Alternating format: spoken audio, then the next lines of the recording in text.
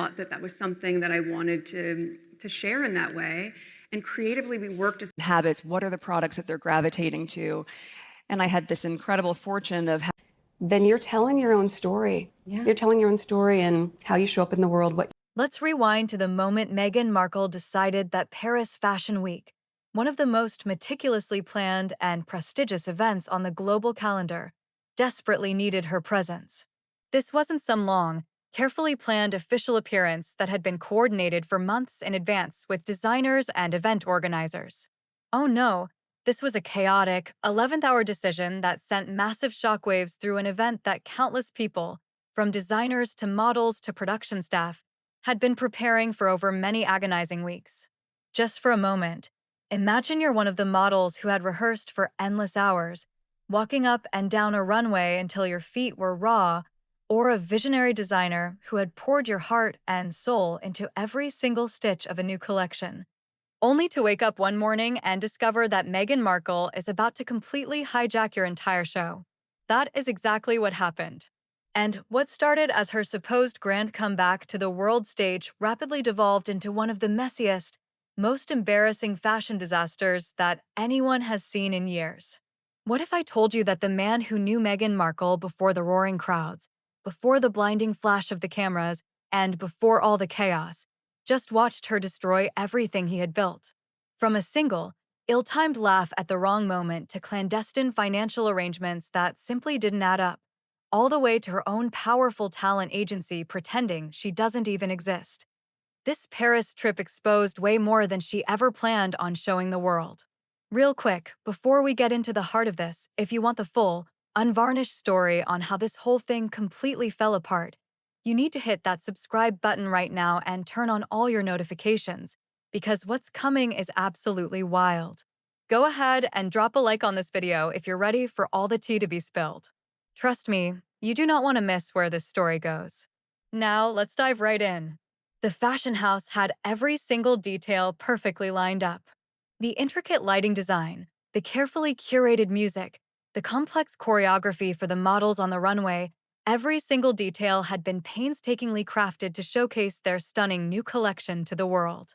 We have to speak about Meghan Markle because she has been openly mocked at Paris Fashion Week. The shows at Paris Fashion Week are renowned for their reverent silence and focus on the art. And then, Meghan decided she wanted in. It wasn't because she'd had some kind of long, established relationship with the brand that would justify a front row seat. It wasn't because she had been formally invited months in advance like every other legitimate celebrity and industry insider in attendance. It was because someone, somewhere in her shrinking circle, convinced her that this was the perfect, high-profile opportunity to remind the world that she still matters. Here's the thing you need to understand. The brand's new creative director welcomed her with wide-open arms. And honestly, from a purely business perspective, why wouldn't he?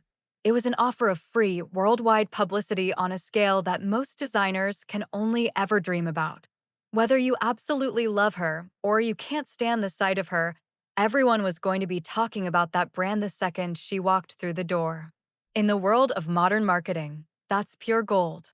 Controversy sells, and Meghan Markle is walking, breathing, living controversy. The new creative director couldn't have possibly asked for a better, more explosive launch into the global spotlight. But the cost of that publicity was astronomical. Every single headline the very next day was about Meghan.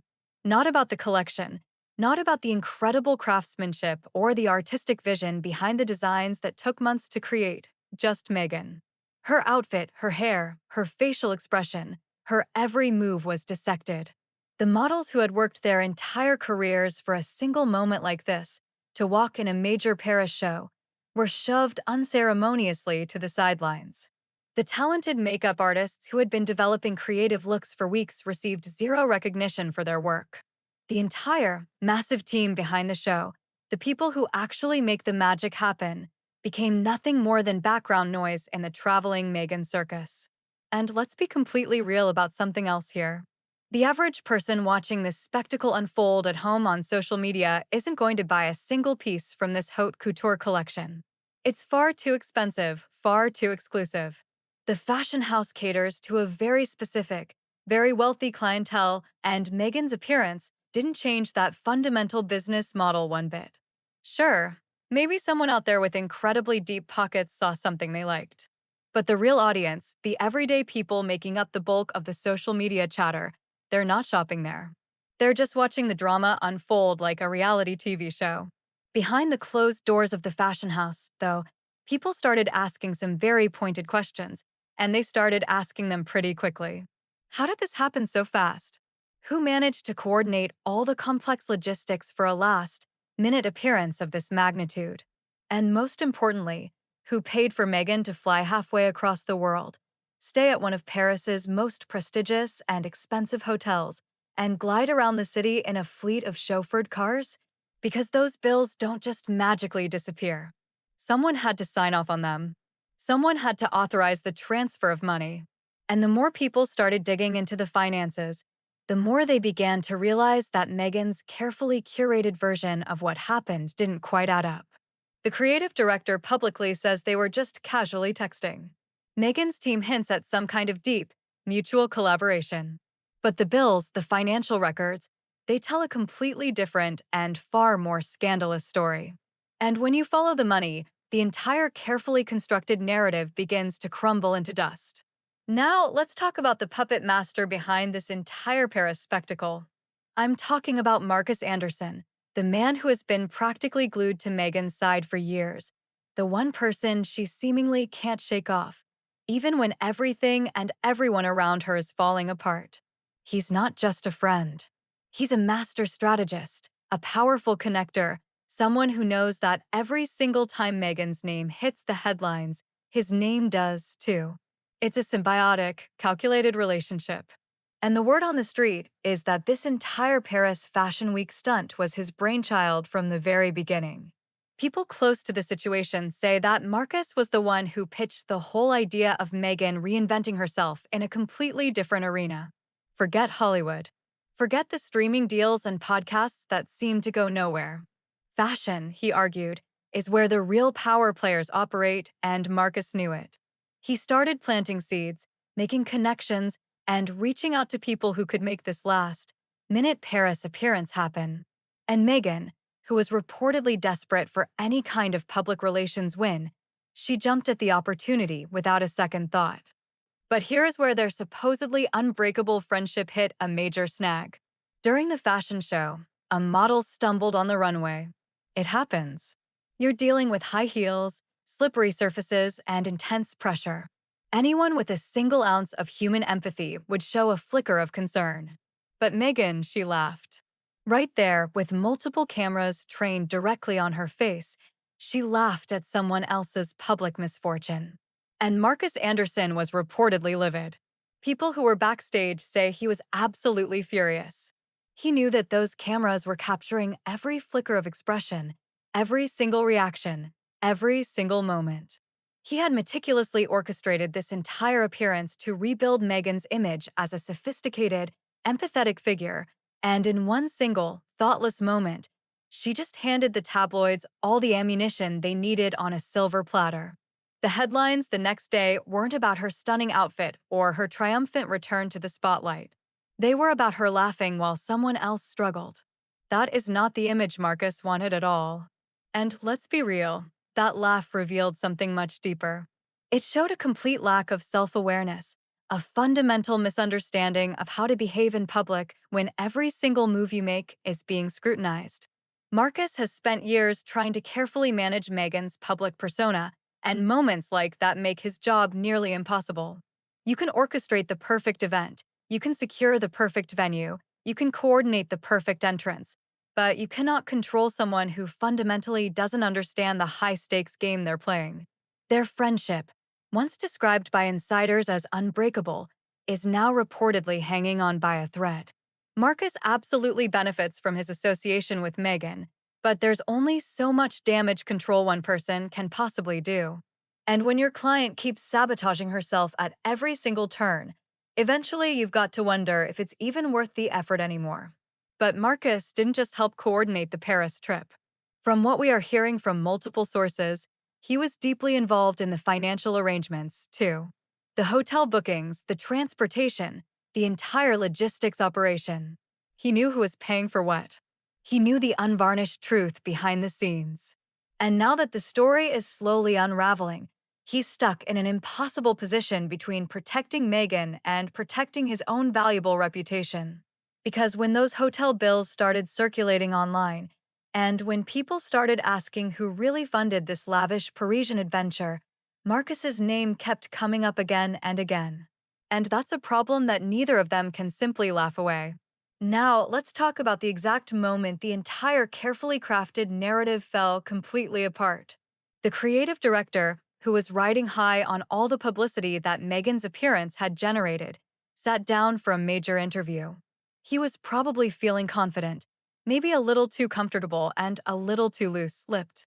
And that's when he said something that completely and utterly contradicted the story that Meghan's team had been desperately pushing out to the media. He casually admitted that they barely knew each other. They had just been texting back and forth. That's it. There was no long-time friendship, no deep professional relationship, just casual messages between two people who both saw a mutually beneficial opportunity. This revelation is absolutely devastating for Meghan's version of events. Her team had been trying to spin this tale as some kind of organic collaboration, a mutual admiration between two brilliant fashion minds, a meeting of creative souls who just happened to align at the perfect moment. But the creative director, in one unguarded moment, just pulled back the curtain and showed everyone the stark truth. They were practically strangers, coordinating a massive publicity stunt through simple text messages. And it gets even worse. The outfit that Meghan wore down that runway, the very dress that everyone was analyzing and critiquing, it wasn't even designed for her. It turns out that specific dress was originally created for another A-list celebrity, someone with actual, earned fashion credibility, someone who presumably looked at the opportunity and decided to pass. Maybe they sensed the undercurrent of desperation. Maybe they didn't want to be associated with whatever this chaotic situation was turning into. Whatever their reasons were, they said no. So Meghan got the hand-me-down, the rejected dress, the outfit that was literally made for someone else's body, someone else's big moment, and someone else's brand. And she accepted it without a moment's hesitation. Free designer clothes? Absolutely. It doesn't matter that it wasn't meant for her. It doesn't matter that she was the second choice, or maybe even the third or fourth. She took what she could get. Think about what that says about her position.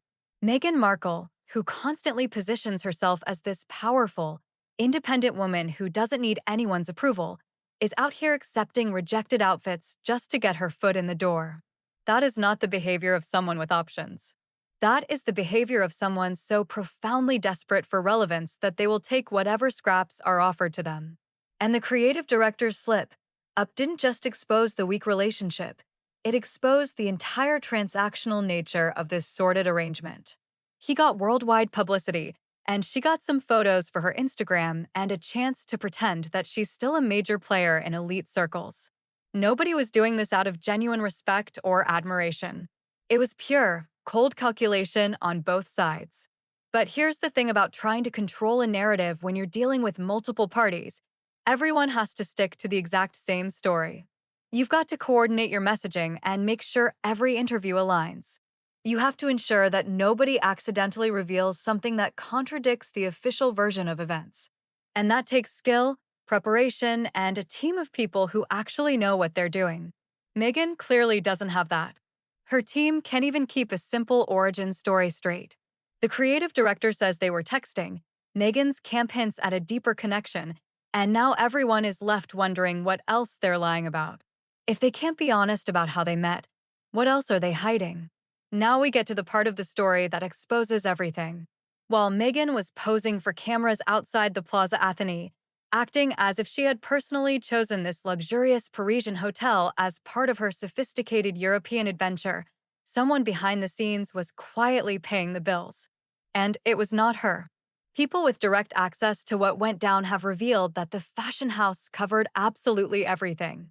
The lavish hotel suite at one of Paris's most prestigious addresses, the limousine services that shuttled her around the city, the entire operation was bankrolled by the brand, not by Meghan Markle.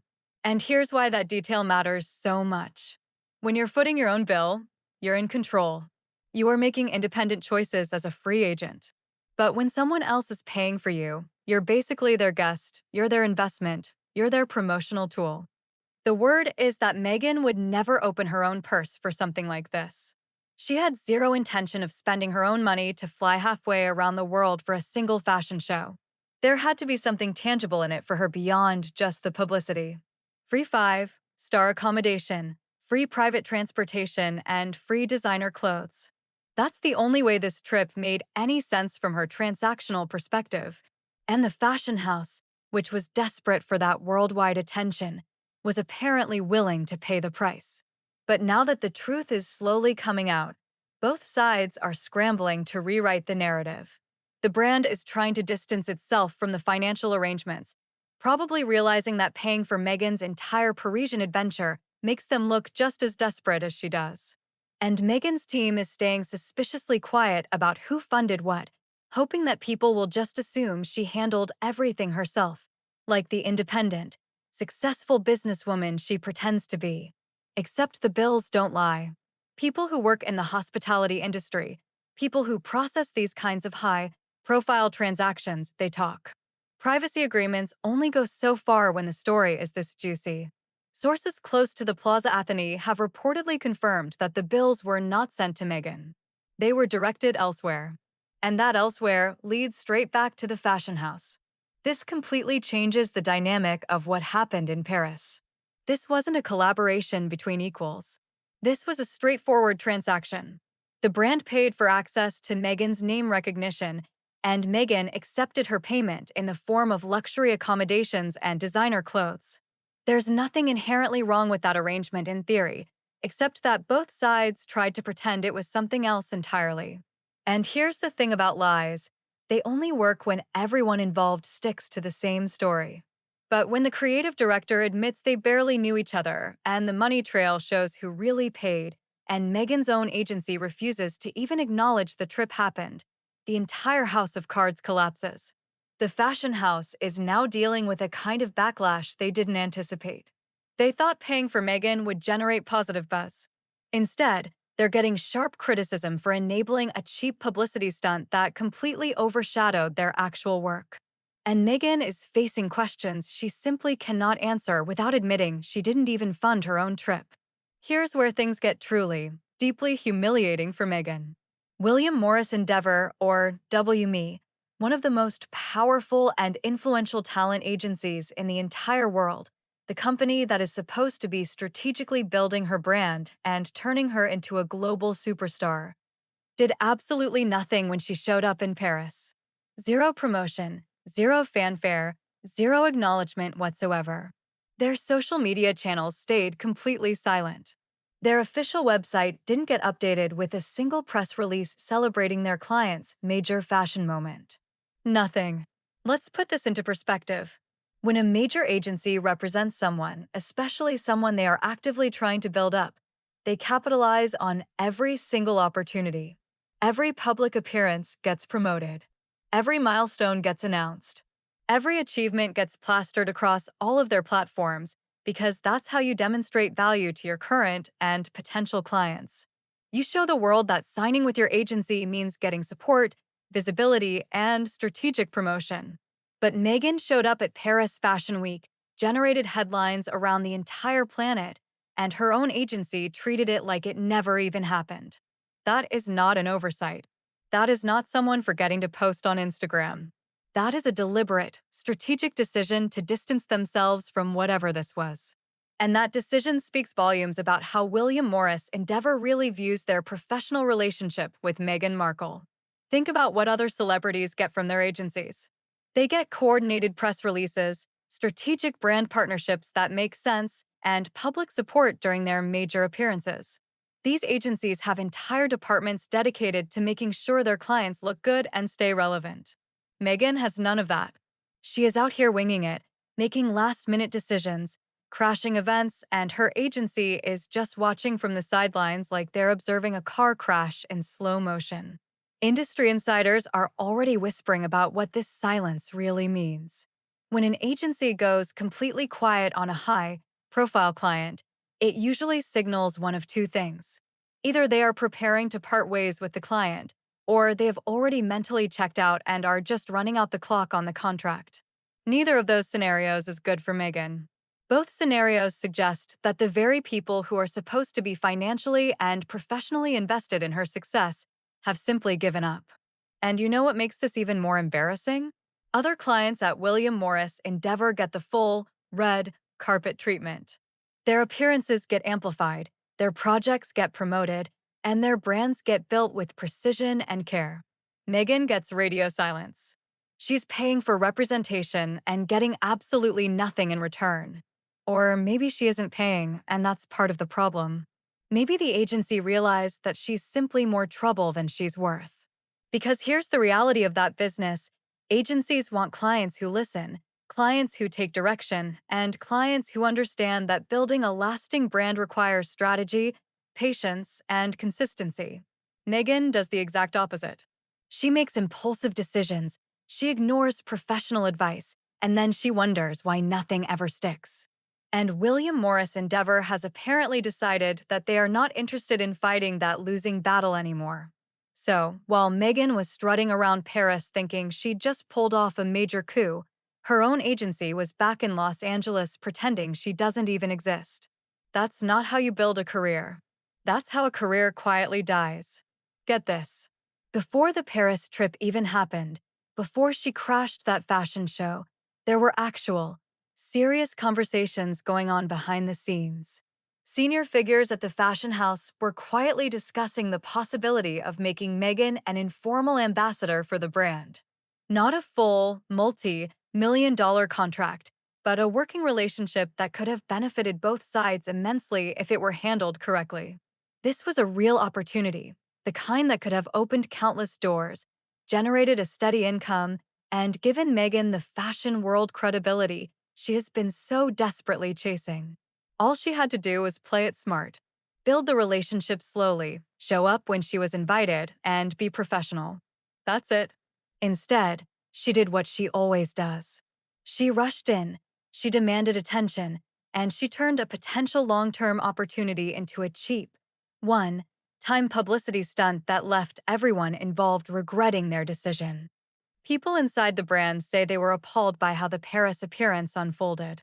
These are seasoned executives who understand fashion history, who remember what Paris meant to Princess Diana. And then Meghan shows up, trying to claim some of that same magic for herself, turning it into a tacky photo opportunity. The comparison was inevitable, and it was not flattering for Meghan. Diana attended fashion events with grace, humility, and a genuine interest in the designer's work. She used her massive platform to elevate others, not to overshadow them. Meghan did the exact opposite. She made the entire event about herself. She laughed at a model's misfortune, and she generated headlines that completely buried the collection under a mountain of petty drama. The senior executives who had been considering that ambassador role immediately pumped the brakes. They realized exactly what they were dealing with: someone who can't follow direction, someone who prioritizes personal publicity over brand reputation, and someone who doesn't understand the critical difference between getting attention and earning respect. She had a golden opportunity handed to her again, just like when she got worldwide fame by marrying into the royal family. Just like she had doors opening for her that most people could only ever dream of. And just like every other time, she kicked it all away at the 11th hour by doing something spectacularly foolish.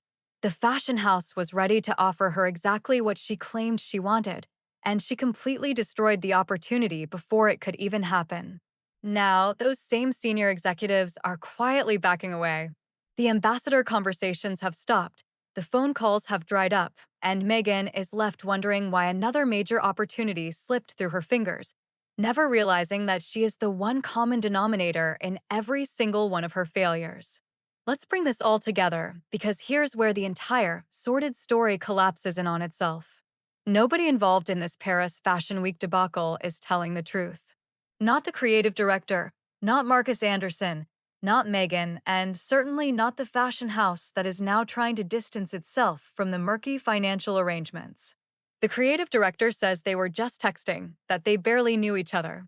Meghan's team hints at a deeper connection, an organic collaboration. The fashion house is backtracking on who paid for what, suddenly becoming vague about the bills that people have confirmed they covered. Everyone is scrambling to rewrite their version of events because the original story fell apart the moment people started asking basic questions. And here's the problem with lying: you have to remember what you said, you have to coordinate with everyone else involved, and you have to make sure all the details align. That takes skill and a team of people who actually know how to manage a crisis. Meghan clearly doesn't have that. Her team can't even keep a simple story straight about how she ended up at a fashion show in the first place. If they can't be honest about who reached out first, what else are they hiding?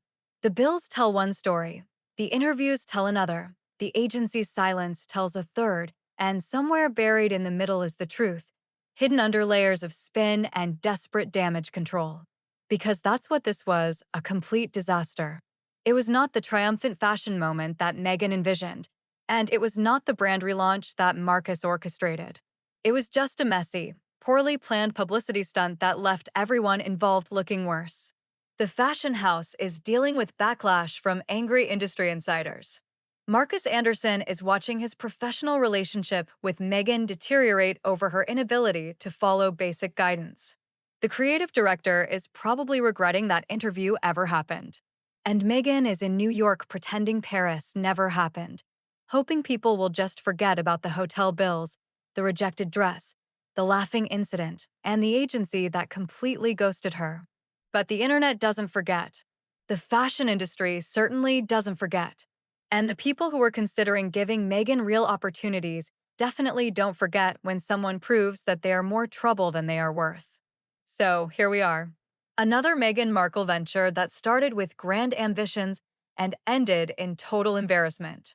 Another opportunity completely wasted because she couldn't play the long game, follow professional advice, or resist the urge to make everything about herself. It's another chapter in a destructive pattern that is becoming impossible for anyone to ignore. And the saddest part is that she will probably do it all over again with the very next opportunity that comes her way. So, there you have it.